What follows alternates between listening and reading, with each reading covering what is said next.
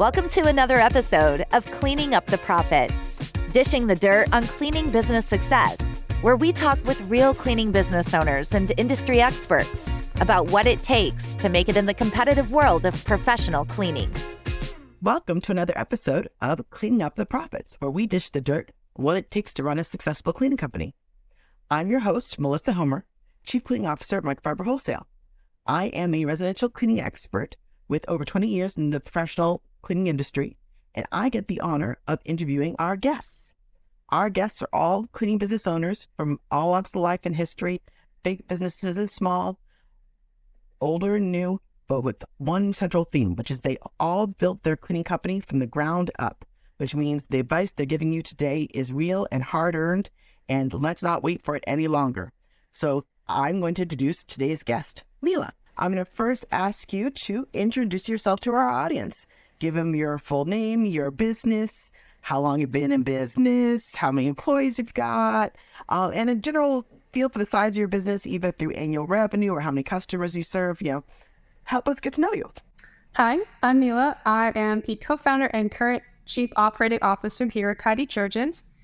We are a residential cleaning company that cleans only for University of Southern California students here on campus in Los Angeles. We've been in business since November 2021, so just over a year now, and we currently have 3 cleaners on our team, along with over 170 clients on our roster. We do around 18 to 20 cleaning appointments per week, each ranging from around 1 to 3 hours each. Wow, that would keep you busy. That's awesome. Can you tell us what brought you into the cleaning industry? Did you love to clean beforehand? Have you worked as a cleaner somewhere else? Did you just see the unmet market need in your area and say, I'm doing this? How'd you start this thing? To be honest, I personally didn't have a lot of cleaning experience myself. When I was growing up, we always had a housekeeper of our own. And so I knew what the job entailed, but I never was crazy about cleaning when I was younger. But upon moving to live by myself, I did really get into it, and I definitely saw the need for it. Our company actually started when my roommate and I, who's my co-founder, we were at a friend's house, and she was talking about how much she disliked cleaning and how dirty her roommate was and how she felt like she had to clean up after her roommate all the time. And we kind of joked around about, we should start a cleaning company. And, that same night we went home, created a logo, a booking platform, a website, and got our first booking the very next day, which was super exciting. So that's kind of how we started.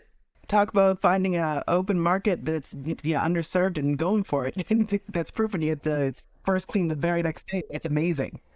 Let's see here. So obviously, clearly your market was hot, but starting a cleaning business is not easy. So tell me a little bit about the beginning. What were some of the toughest challenges you faced when you were opening up in your first year?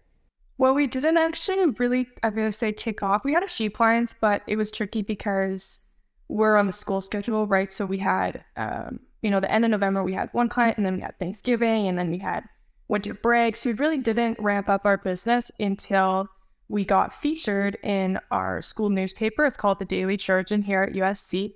And after we got featured in that publication, we kind of started getting a lot more business, which was super exciting. But as we were starting, one of the biggest things was, I guess I personally didn't realize that people would not have their own vacuum or toilet brush because they're college students, right? So I just assumed that everyone would kind of have their own vacuum and toilet brush for us to use when we went to clean, but that was not the case. So it was about, okay, I don't have a car here. How do I get around?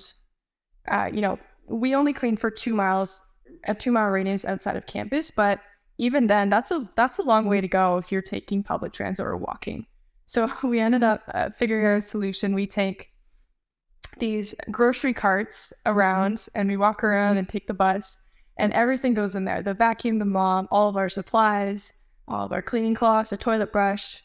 So that was kind of one little tricky thing that we had to figure out along the way. Absolutely. And don't discount that distance. Hauling cleaning supplies for 2 miles is no joke. So good on you for figuring out the grocery cart trick. Well done. And also figuring out how to take the supplies you need and pack them small enough to fit on a cart. In my professional background, I work with Made Pro for a residential cleaning franchise for some 18 years, and we had locations both in the city and in suburbs. And our urban model pros try to figure out how to fit everything and get it on a train. It's no joke. So I've been there and done it, and it's I give you full props. Try to figure out it's like packing for camping, where you have to like figure out exactly what you need to be able to backpack the mountains without too much weight. So well done. That being said, obviously, you already named your first rookie mistake, which was expecting college kids to have, cleaning supplies. But are there any other, newbie mistakes you made where you're like, oh my God, I can't believe we did that, like in your first year that you can think of? I think I've learned, even just myself, I've learned a lot about cleaning through even just being on social media, like the mistakes that I personally was making, because I didn't know when I was cleaning, and people call you out on it. So, for example, this is embarrassing, but I didn't know when I first started cleaning how long you actually have to leave a disinfectant on a surface for it to properly work. I didn't know that it had to remain wet on that surface for a period of like 5 to 10 minutes even sometimes. So, I'd leave it for like 3 and then just kind of wipe it off because, efficiency, I had other things to do. But I did not know that. And that was probably one embarrassing mistake that I made when I was starting. Honestly, you are not alone. Don't be embarrassed about that at all. The overall cleaning world, everyone in the commercials is spray and wipe, spray and wipe. They're not waiting. And so unless you sit there and reading the tiny print, so many professional cleaners have no clue how long they're supposed to let their products sit. And the pandemic was that big aha for everybody of like, oh, I better read this thing. So you are in good company not knowing. And luckily there are some products now that are designed for a spray and walk away where you can kind of leave it damp and let it air dry, but you have to have had that product in hand to do that. So the fact that you went the extra mile to actually learn how to do it right, good on you. Again, nothing to be embarrassed about, but again, you're good company. That being said, let's stop embarrassing you and let you actually, enjoy this interview, and let's focus on some of the good stuff. I'd love to talk with you about some of your triumphs rather than reminiscing about mistakes. What moment can you think of where you're like, oh, we're starting to get this. This is starting to move. I think I know what I'm doing, and I think this business is going somewhere. What are some of those like triumphant moments that you can remember? Well, initially when we started, I hadn't done. Another mistake I made was not doing very much research about what other companies existed already and was there anyone doing this, but it kind of worked out. And our, I guess, triumph was that there wasn't anyone who was cleaning for college kids. I did some research later on and found out that you try to call a cleaning company and they'll either deny you, they'll say, no, we don't clean in college housing, or they'll charge you minimum booking 2 hours, anywhere from $60 to $110 an hour here. At the time, we were charging $30 per hour, which was insanely low, but that gave us an advantage over our competitors because we were on campus, we were there, we could get into UFC housing because you need a student ID to get into housing, so that was an advantage as well, but also because we were beating out all of our competitors in price, which was really important. So those two things mixed with our news article that came out for the school, and also with our more recent TikTok and Facebook success, that has also helped us get a lot of clients really quickly. That's awesome. Speaking on that social media piece, for I hear you have quite a good natural knack for that social media end of the business, and I think lends itself to your market base where it's all younger college students that are going to be very plugged in. How do you manage your marketing part of the business? Is that something that you handle yourself? Do you hire any services to do any of the online advertisement or SEO, or do you do that all in house? Like how do you manage your marketing? Well, I'm proud to say that last year we spent a total of $20 on advertising because we do everything in-house. I do almost all of our content creation and manage pretty much all of our social media accounts as well. So I do that all myself. It is time consuming, but you kind of have those days where you're like, okay, I'm going to film content today and then edit it later. And I've gotten pretty proficient at it. So that's been fun to experiment with for sure. So it sounds like you're on TikTok. What other social media platforms people find Tidy Trojans on? So we're on TikTok primarily. We also recently joined Facebook, and that has been growing more rapidly than I ever expected it to. And then we have our Instagram, which is mostly for our clients. Follow us on Instagram. Fun. Now, what do you do for your clients on Instagram? Is it just like fun shots of before and afters, or like how do you keep your current clients engaged? Our Instagram, it's primarily image-based, so it's mainly before and after, swipe to see the before type thing. It definitely needs some work, but, it's... We don't post a lot of reels on there. I feel like it's harder to blow up on Instagram than it is on other platforms. So majority of my time spent on Instagram is posting before and afters, and also we do pretty regular giveaways to kind of thank our current clients for sticking with us and for our other USC followers for being there for the ride. That's awesome. What a great way to keep your clients engaged. On TikTok, what are you finding is helping you get, followers and getting watches and, what are you doing there that you feel like is working out so well for you? The videos that always get the most traction on TikTok are the videos where it's I call it like a full clean with me. So I'll go into a space, take a full before video of everything, show myself cleaning it up, insert some tips, some products, name drops, and clean it up, and then show the after. And those ones always get the most views, amazing engagement as well. So those have kind of been what's grown our account. In between that, we do, tips, tricks, and product recommendations as well. But those full clean with me videos are the ones that definitely keep our account growing. I will say I got to see a few of them, and you're excellent at it, and it's a lot of fun. Because I'm a cleaning geek, but they're so satisfying. Because no offense to the college kids, they get it good and grungy. So it's a big before and after, which is great. Depending on what market you clean in, some of the customers you can't even tell they need a cleaning day by the time you get there. Their suburban house is so pristine, but you don't get that problem with college kids. So you get a great chance to really show this like dramatic, whoa, what did I do here? Which is really awesome. And I'm sure you have a lot of people following that aren't even customers just because they enjoy seeing that, and that helps again amp up your following, which is great. Are there any challenges that you're really proud of having overcome in this business? We talked a little bit about the figuring out how to drag supplies cross country, but are there any other challenges that you've been figuring out as you grow that you've figured out solutions to that you want to share that you're like, this works well for other people trying to open their own cleaning company? The biggest challenge that we have is definitely in terms of hiring.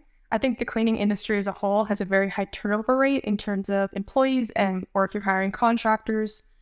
And our business has had the same thing, especially because we pride ourselves on being a fully student-run company. So, me and my co-founder are students, but all of our contractors are also students at the same school.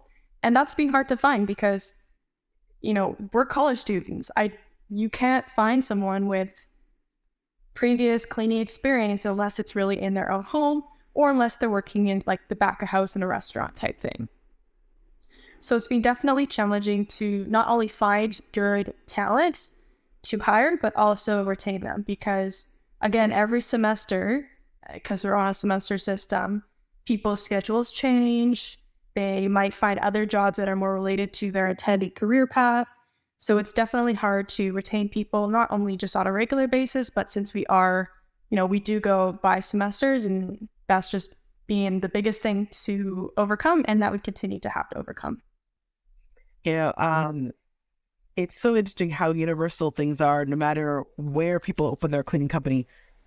employees, if you talk to any cleaning company, they're going to say it's the number one. I think in your environment, it's actually an extra challenge because you are, in a very wonderful way, limiting yourself to the student body base so that you are, helping your fellow students, have a job opportunity within campus like this. That it's actually really commendable that you're doing it that way, but that makes it even harder because you've got a smaller base from which you can advertise. I'm very impressed that you're finding the people you need and managing their changing schedules. That's a lot. But even on the broader cleaning industry world, we're going through a significant challenge right now with recruitment in professional cleaning. It has been going on for the past 2 or 3 years since the pandemic, to be quite honest. And you'll see that in every marketplace. There has been this, push and pull as hourly workers are expecting and demanding more from their employers, rethinking what they're willing to put up with and what they expect in terms of professional treatment.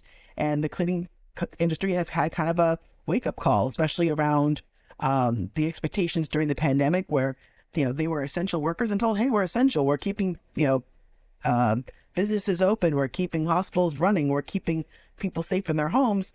Hey, we want more. And so that messaging has gone across country. So you're not alone in your experience, but I could see it being unique to your area in specific because you've got this challenge of managing schedules as well. So it makes a lot of sense and very impressive that you're pulling it off. But you're also actually offering something pretty cool too, which is a flexible job they can do on campus. There's not a lot of jobs for college kids that, hey, we can work with you. Hey, you don't have to leave campus to do this. Hey, you might get tipped. I mean, that's a pretty sweet gig if you find the right person that enjoys it. So, advertising may not be easy for it, but, you're offering a great offering too. Yeah, for sure. And I think another cool is their hourly wage. Like for a student, we pay them anywhere from $22 to $25 an hour plus tips, whatever tips they earn. And, as a student, that's a pretty good gig if you ask me. Yeah, you might have to deal with really dirty toilet, but I mean, I would do it. So what do you feel is your secret sauce? What is making your company so successful? I know you mentioned that there's not a ton of competition, but the competition is there. And you're beating them out. And it can't just be low price because low price does bring people in, but that doesn't make them stay. So what do you feel you're doing that's like, making this thing take off and people stick? Totally. Initially, it was more of the low price. We've now increased our prices to be more than about double what they initially were. So we charge $50 an hour now, which is much better, especially because we have to pay for, as you hire more people, you have to pay for workers' compensation and you have to get insurance and things like that. So we did have to raise our prices, but even now we're still very busy. And I think it's for a few reasons. Number one, our niche and service area is really small. I personally believe that the smaller your target audience, the more customers you will actually have because you're not trying to target everyone in a certain area. We only target USC students within a 2-mile radius, both on and off campus. And I think that's really important. The second thing is that we have an advantage in being successful because all of our cleaners have student IDs, and that student ID gets you into on-campus dorms. No other cleaning company can do that because, again, they don't have a school student ID on them, I'm assuming. And I think one of the biggest things, though, is that we provide very customizable services. A lot of cleaning companies will charge you extra for doing dishes, or they won't move anything on your counters to clean under them. They'll just go around them. And, they won't clean inside your microwave or your fridge without, again, charging you an extra fee. We do all of that with no extra fee. We're paid by the hour. It doesn't matter how dirty your place is. We don't come in beforehand and give a quote. That's not how we work. We do by the hour. If your place is dirty, book more time is kind of how we work. And it also allows the opportunity because a lot of people, a lot of us live with roommates or other housemates, and they don't want the entire apartment or house clean. So we have the ability to say, okay, you've booked me for an hour, I'll clean just the floors in the bathroom or whatever else they want done. Again, without like any extra charge. We don't come in and clean the whole place. You just come in and do what you need us to. And that's how kind of that works, which is a little bit different than other companies. Oh, another thing that we do provide is we will do laundry. A lot of companies don't do that. Again, pretty customizable service. We'll just, if you need laundry done, again, just book 2 hours so that we can get it done. So that's kind of how we work with that. So smart. And what I love about your describing is, while it's specific to the college students on your campus, what you're really describing is figuring out the needs of your marketplace and your niche customer group. You found a constituted customer group, what matters to them, what makes them tick, and you designed your whole business model around meeting that need. Your crew needs laundry, I'm going to figure out how to do laundry. Your crew needs dishes done, we're going to figure out how to do dishes done. I love the way that you're sort of marketing this is an hourly service. You want us for 1 hour, you want us for 2? We'll do what we can within that time frame, and help set that expectation. It's so smart. Again, when you're dealing with the college students in a more limited budget, it feels affordable. Of like, okay, I may not, want my whole place done today. Maybe I can get, an hour and a half or whatever it is, and I can get some floors and some dishes and, the bathroom. That feel really great to me, and everyone's happy. Now, I'm curious, just from my own experience, my own professional background, I know that setting expectations with consumers about what can realistically be done in a time frame can be challenging. How do you manage helping the college kids understand, an hour, it doesn't equal us cleaning your entire place and your dishes and your laundry and, calling your mom for you? How do you help them understand what realistically fits in an hour? Totally. And, we've always had the expectation that, okay, on our booking platform, it says brief guidelines of what would be expected during that time. If I think for 1 hour, it says small apartment, not super messy, not a lot of clutter. And, you want the floors, kitchen, bathroom done, we can do it in an hour. So there is broad general guidelines on when you go to book about what kind of, if you have no clue of how long you need to book, look at the guidelines. Hopefully that'll help you. But are also kind of policy, which is outlined in our terms and conditions that everyone has to check the box for, is that we will spend the time doing what you say that you want done. So in our booking platform, there's, what are you looking for to have done? And they can write a note if they want to be specific about it. And we'll do those things. If there's not enough time, our response is, okay, you're welcome to book another appointment at a later day. Because our schedule is tight, we have 30 minutes between each appointment. It doesn't allow a lot of time for us to extend. But again, if they do, if they book an appointment that's longer than the time that's needed, then we'll just charge them for how long it takes. Makes a lot of sense. And again, because you've had the good sense to give yourself a very tight radius, it allows you to come back pretty easily. If, hey, you wanted these things done, we ran out of time, we can swing by tomorrow and finish that up for you if you book us another half hour. That I could see that be a very nice give and take relationship with the customer based on how you've set that up. So very smart. Let's see here. So shifting gears a little bit, if you were speaking to another person looking to open a clean company and they're new, what would be a piece of advice you'd share with them that you wish someone had told you during your first year? It's more about how you register your business. I am of the strong opinion that you should not open a cleaning business as a sole proprietor. You should do it as an LLC. I know some states do have high LLC fees. In California, it's $800, I think, per year. And if you're just starting out, that can seem like a lot. But the reality is, if something were to happen liability-wise, you need to make sure you're protected, and so that it's not going to cost you likely more than $800 a year if something were to happen. With that being said, I also recommend to anyone starting a business, not just cleaning business owners, to hire a lawyer when you're first getting set up, and also someone who you could talk to if you ever need legal advice or even need things written, like, for example, we have a liability waiver that our lawyer wrote for us. And also an accountant. Like, if you don't feel like you're good at bookkeeping or keeping financial track of everything, then hire a good accountant because they'll help you come tax season for sure. That is all such good advice and real world stuff too. When opening a cleaning company, so many people that get into the cleaning business are just previously cleaners themselves. They don't have business experience, so they go to open a business and there's S corps and C corps and LLCs and sole proprietor, and no one knows what any of that means. And they're like, I don't know, check the box.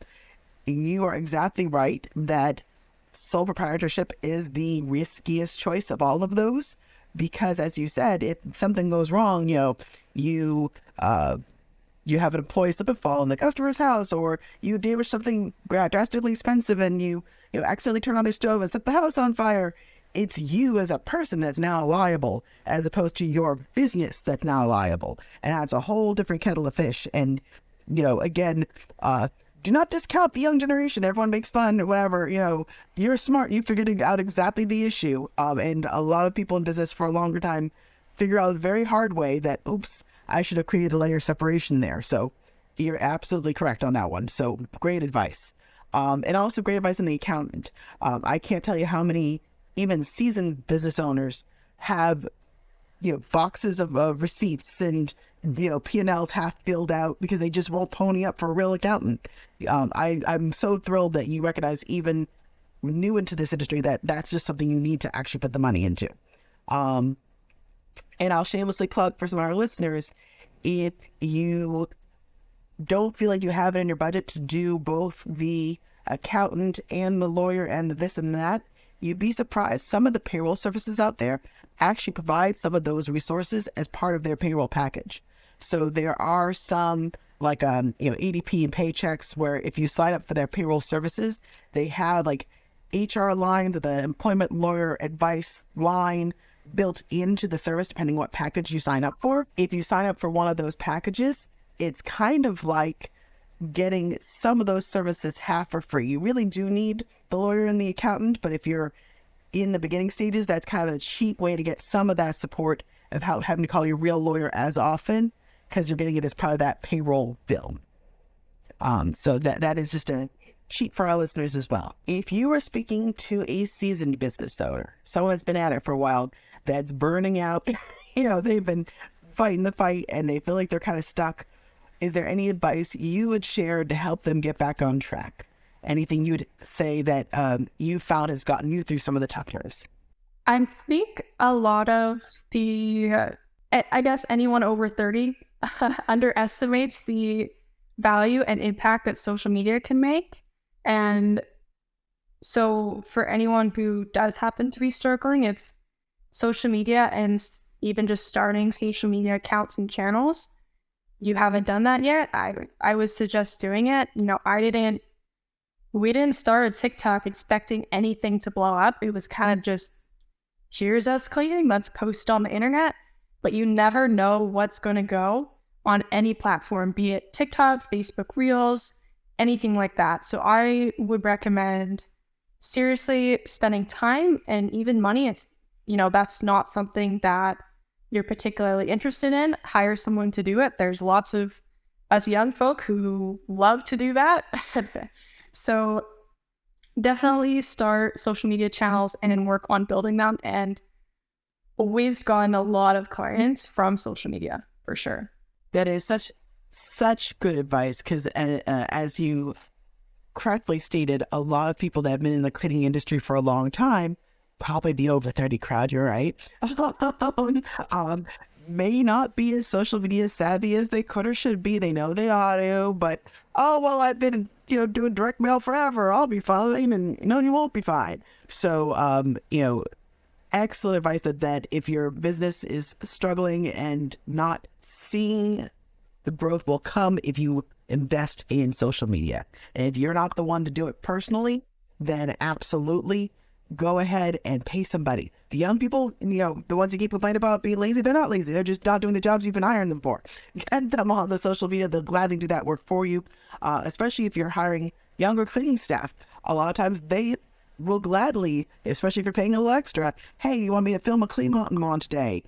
They can do that stuff, and they're naturally great at it because they live on this stuff. I think it's like so built in for what you're doing that you have fellow students that, again, that are plugged in and social media savvy, and they're doing that cleaning work for you. They're primed to do that marketing work with you too, which is great. And a nice reminder for other people that are hiring young employees. Hey, they're on TikTok. They know how to work this stuff. Let them help you. Pay them for it. Know what they're worth, but pay them for it. But they can help, and that's great. So I think it's awesome advice. Yeah, I think it also opens up a lot of other doors for passive income. There's, once you do have a following, I think we got our first brand deal at only 40,000 followers on TikTok, which again, I didn't expect. But now over half of our monthly revenue comes from social media, just through brand deals and affiliate marketing and commission. That's so smart. And, obviously near and dear to our own heart, Mike Farber Wholesale obviously is very lucky to have a lot of affiliates, people that are, building up these following bases that show our products in action. And it means a lot to us as a brand to have amazing companies like yourselves doing wonderful work, showing how well they can clean with our products. And hey, look, this product performs even in this situation. That's gold to a lot of companies. So, if you're a cleaning business and you have the opportunity to show, it doesn't have to be Mike Farber Wholesale. It could be any product, whether it's a scrimp brush or a chemical. Hey, look how well this really works in the real world environment. That's gold to a manufacturer. So absolutely, it's a great opportunity for both showing your customers how well you clean and showing off these products that other people might want to buy, and that's really valuable to the manufacturer too. So talk about, dip it on both ends. That's awesome. I love it. What is your trick to managing the financials in your business? Do you do any of the accounting yourself? Do you hire an accountant? Do you like the spreadsheet part of the biz, or are you like, hey, someone else tell me what I should be doing? My one word of advice is to move out of the spreadsheet. I do all of the financials and tax prep and payroll and everything like that myself, but I do it through QuickBooks. So QuickBooks, I think it's like $80 a month, I think, or more, but it's 100% worth it because of the tax savings that it's going to help you get, and also just time. It automatically syncs to your bank account. It will make sure that all your accounts are balanced for you. You can, again, hire someone through there if you do need help with the accounting or to look at your books and make sure everything's right. It will automatically pay your payroll taxes for you so that you don't have to go through the various platforms to do that. And so it's been honestly a lifesaver because that would just be so much time that I would be losing if I was still just doing it by hand and, having physical receipts and everything like that. If I get a receipt in my email, I'll forward it to QuickBooks and it'll automatically create an expense for me. That's huge. And that has been an absolute time saver. QuickBooks is awesome. And, I'll stop to see if we can get an affiliate link for that because I'll gladly advertise for them all day. The wonderful thing about QuickBooks that you mentioned is they've really grown with the times. The earlier versions of the software back in my day when I started weren't nearly as sophisticated as they are now. The fact that you can share files with your accountant so easily, the fact that you can push digital receipts to the platform and have it automatically create expenses, those were not in the original versions of QuickBooks, and are such huge time savers now. So there's a lot of features that really allow you to take hold of your business, managing payroll, looking at your expenses very cleanly now. So it gives the cleaning business owner a lot of ability, even as a small business, to run themselves like a larger corporation. But what's particularly nice is the ability to collaborate. So, as you get bigger, it's like, oh, I want someone else's eyes on this to say, are my expenses in line with industry averages? It's very easy to do that on that platform. So it's definitely worth every penny. And my shameless plug to listeners, as you grow, benchmarking yourself against other cleaning industry averages is so important. If you're doing this all in a silo, it's fine for a while, but as you get to scale, you want to know, gee, am I spending more on operational expenses than I should be? Am I, investing more in chemicals and supplies than I should be, or not enough? It's very hard in a silo to know what's normal if you're not engaging in some of those industry networks or an outside accountant that can look and say, I've had other cleaning businesses and I know what should be the balance of expenses here, and you're a little off here or there. Here's how you can be more profitable. Yeah. So that tool really does help. You mentioned that your challenge so far has been finding employees is one of the ones that's stuck, because it's true for everybody. What has been your trick so far to finding good employees? How are you enticing people? What any advice you'd give to everyone that's saying, I can't find workers? How are you getting them to come in? What are you doing to make the job appealing? Well, I'm a firm believer that the toughest thing about any business is always the people, but especially in the cleaning industry. And especially because, again, we only hire students to work for us, which is a challenge in its own. But, we had a lot of trouble even just getting applicants for people to want to work with us, because we were so restricted up. It had to be a student. We had alumni ask us, hey, can I work with you? The answer is no. We had outside people apply from other schools and other states apply, and the answer is obviously no. So our solution to that was we put up posters around campus in buildings. We put them up in a pin with a pin on a corkboard and the posters, all they said was $20+ an hour, flexible work, choose your own hours. Here's the link to apply. And, we get quite a few applications per week just from those posters, because they are on campus where our potential hires are looking at them every single day. So definitely advertising where they were going to see them, but advertising to the people who were actually going to potentially work with us. I think another thing that we've done for our employee or for our cleaners, as they are contractors, we can kind of hire them as contractors because they are students and they don't really need benefits and everything like that yet. But it also allows them to choose their own hours, and each cleaner has access and their own login to our booking platform. So they can go add, take away, if they have an exam coming up, they can schedule time off by themselves. They don't have to talk to any of management. They can just do it. And it also allows them, or actually it allows us to not have to pay for their supplies. So they are responsible for buying and maintaining all of their own supplies. The only thing that we rent out to them is a vacuum. So that's, again, a lower expense for us, but we've compensated them for it in their hourly rate. So smart.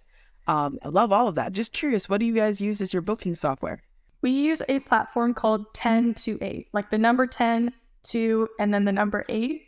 And I initially chose that one. Unfortunately, it doesn't link right to Instagram, which is, I didn't realize until later, but I chose that one specifically because they have an amazing free package. We've had to upgrade now to get more staff logins. But when we were starting out, it was completely free. You get 100 bookings per month. It'll automatically sync to your calendar. And it was just a really good platform for us to do that, because we didn't want to have to pay a large expense monthly for that platform itself. What I love about that is the fact that you're allowing your employees so much ability to sort of create their own future. I'm going to log in, I'm going to tell you I'm off. Juggling the schedules of employees is a real big issue for many cleaning companies, and sometimes we can forget that our cleaners have real lives. They may have doctor's appointments and sick kids if they're older. If they're students, they may have exams or personal medical issues they have to attend to, and have to try to get a hold of everybody all the time to get things done. That's hard. So leaning into the software end of things and letting them self-manage some of that is a huge win for everyone, because you can see in the schedule, they're not going to be here. Let me swap in another cleaner and not, have a the dreaded no call, no show. Someone just doesn't show up for work and now you got an upset customer. You're avoiding that by making it so user friendly and convenient for them to be transparent with you. So rock on. Well done. I'm going to get to our last few questions here. Some of these are just sort of fun. What is one thing you wish that your customers understood about being a cleaner? I think there's a lot maybe stereotypes about people who work in the cleaning industry. And I think that it's important to know that being a cleaner or a housekeeper shouldn't be a job that's looked down upon. All of us do really hard work, and, you know, it might not be the sexiest of jobs that are out there, but realistically, we make good money. We choose our own hours and schedule, and I personally find it very rewarding and satisfying, and I get a lot of happiness out of it. That's awesome. And you right here with you, sister.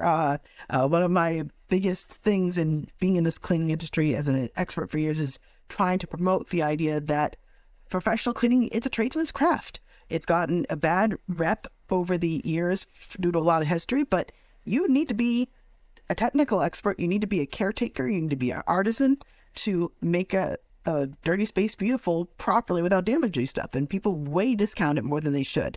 And I think the past, call it 20, 30 years, you're starting to see that renaissance where people are realizing, oh, this is a tradesman's job and a tradesperson's job, and that it deserves a lot more respect than it's been getting. And so every time I hear people promoting that message, it does my heart good. So thank you for giving us a chance to mention that yet again to our listeners. And I think it's also part of the recruitment end, making sure you're in the recruitment process, reinforcing that messaging of, you know, complete houses. Really, it's a great job. You know, don't let the rep fool you. This is a high paying, tipping, independent gig that's really satisfying.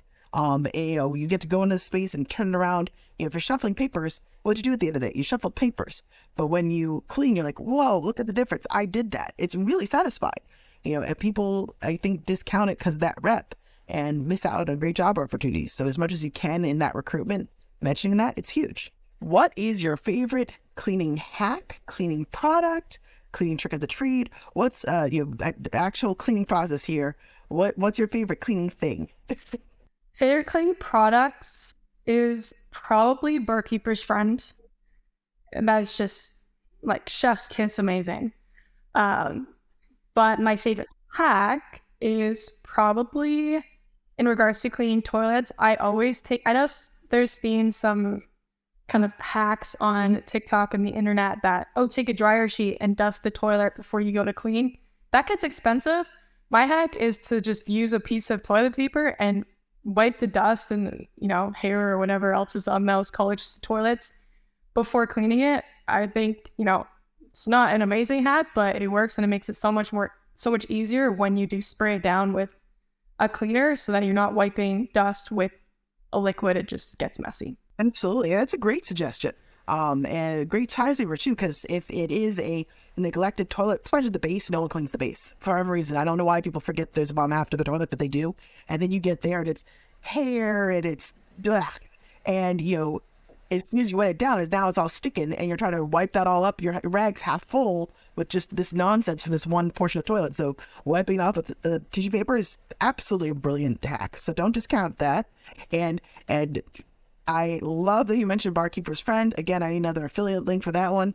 It is absolutely one of my favorites. I remember the first time I discovered that product, just going nuts cleaning things with it, because it does so well on hard water and on chrome. I restored one of my kids' old tricycles that, like, we had this like radio flyer tricycle that had all this rust on it, and off it came. It's like, you know, running to my husband, look, and he's like, you're such a dork, it's a cleaning part. I'm like, yes, but look. There's something so fun about a product, like when you can see it working, you're like, oh, that's, you know, I've been struggling with that and now it's fixed. So it's satisfying. So yeah, totally aces to Barkeeper's Friend. If there's something you wish you could tell your customers that you haven't been able to tell them before, like, you know, here, I got your ear finally. What do I wish I could tell you? I mean, our company doesn't require things to be picked up before we come to clean. I know that some companies require there to be no clutter. Again, we would have no customers if we required that, because what college student is going to spend an hour, 2 hours picking up everything before they pay someone to come clean? But it is much easier for us cleaners when we come in, and you do get a better bang for your buck if there is no trash or clutter left around. When we come, I know that's a lot to ask for some, but it would be that if I could communicate something with my customers. And great advice. And I'll tell you, it is not just an issue with college kids. It is the issue world over. High-end customers to low-end customers, same problem. And the advice I give to people to say is, There's a difference between house cleaning and housekeeping. House cleaning is the removal of dirt and soil. That's our job. That's the cleaner's job. Housekeeping is the return of order. That's the customer's job. You know where this hairbrush goes. You know if this laundry is clean or dirty. If it's dirty, put it in the hamper before I get there. If it's clean, fold it and put it away before I get there. Because if it's just strewn on the floor, I now as the cleaner am wasting time folding dirty laundry, trying to make it look pretty in here because I don't know what's what and guessing where this hairbrush goes. If they can even just put things away, it's not being clean. It's telling them, put things away where they belong, return the order so I can focus on removing the dirt for you.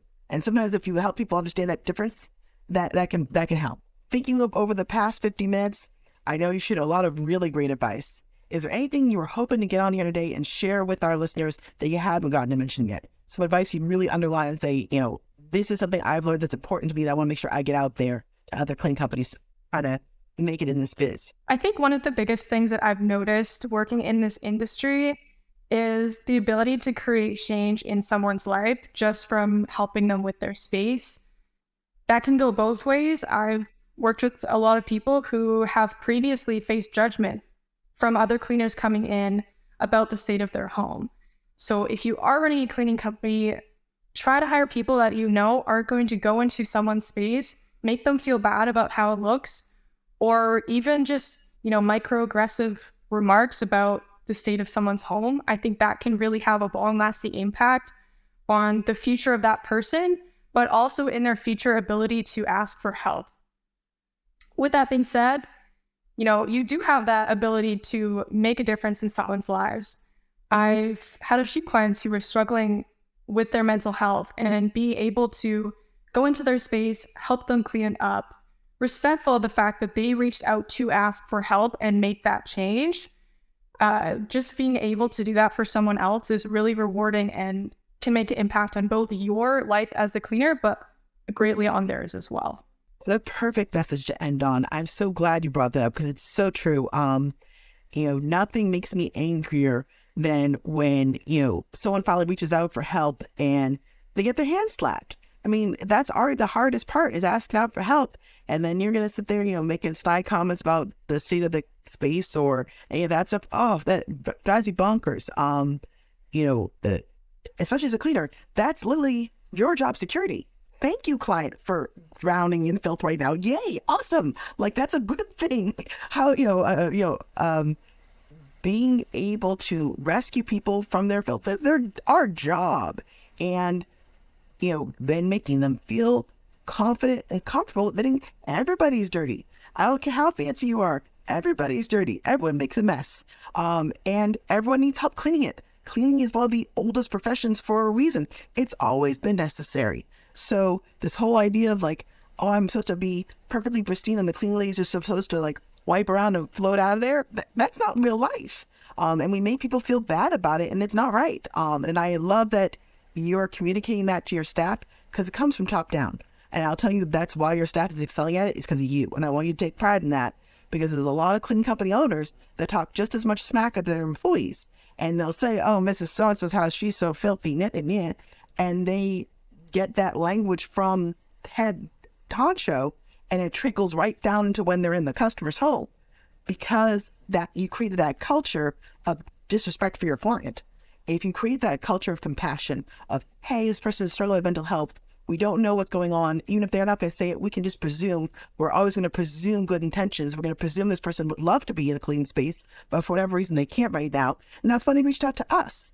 And we're going to show them dignity and compassion. We're going to help them. And they're going to feel so much better. And they'll feel even better if you do it with kindness. The fact that you're communicating that is just so huge. And it comes from you down. So the fact that your employees are doing that for your students is everything. And that comes from you. So be proud.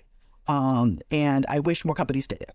So on that note, I think we've gone through a lot of stuff. We've almost hit the hour mark. I want to thank you so much for your time. I know you're busy and an active student and running a full time business. And I couldn't tell you, I'm sure your parents have told you they're incredibly proud of you, but they haven't. They should, because it's quite impressive someone your age pulling all this off at once. It's not easy. People that, are graduated and all they're doing is this business find it hard. Just the fact that you're juggling both is incredibly impressive. So thank you for sharing your time with us. This was a blast. I learned a lot from you. And I think you hit on some really sage wisdom points that people, discount people for your age group is like, oh, what are they going to have to offer me? It's like, no, you dropped some facts today. So I'm so thrilled that you've built so much wisdom in your business in such a quick time frame. And I hope our listeners were listening hard because there were some great nuggets in here. So thank you so much for your time. Yeah, thank you. And the entire Microcarbon Wholesale team. I really appreciate the opportunity to speak with you today. All right. Well, in that case, if you are in the area, check out Tidy Trojans. I couldn't recommend them strongly enough. And otherwise, we'll catch you at our next episode.